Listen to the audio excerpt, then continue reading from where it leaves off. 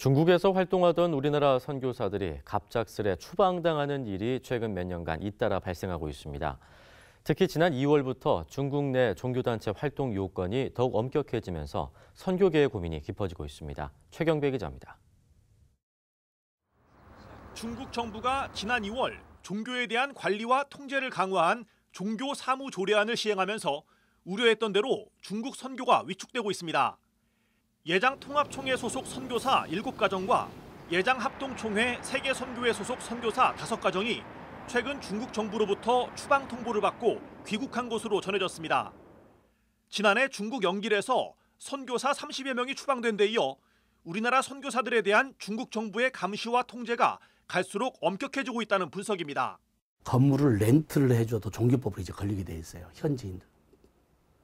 벌금을 내게 돼 있어요. 그럼 누가 한인교회를 한다.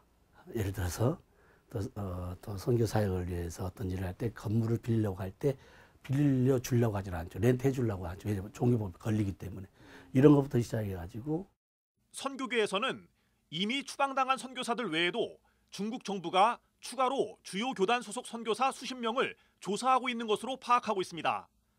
중국 정부가 우리나라 선교사에 대한 통제를 갈수록 강화하면서 중국 선교에 헌신하겠다는 선교사 자원자도 줄어든 것으로 파악됩니다.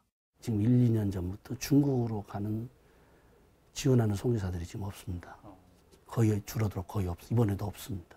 한국교회가 열심으로 지금까지 중국 선교를 해왔지만 과연 바람직한 선교를 하나님 앞에서 했는지 점검해야 되고 하나님 앞에서 다시 한번 기도해야 될 시기가 왔다고 생각이 듭니다. 중국의 기독교는 정부가 인정하는 3자 교회와 지하교회인 가정교회로 분류되며 한국 교회가 중국에 파송한 선교사들은 대부분 가정교회를 통해 활동해왔습니다. 이는 중국 정부가 인정하는 3자 교회에 대해 한국 교회가 거부감을 갖고 있기 때문인데 한편에선 3자 교회에 대한 편견을 버리고 교류하는 움직임도 있었습니다.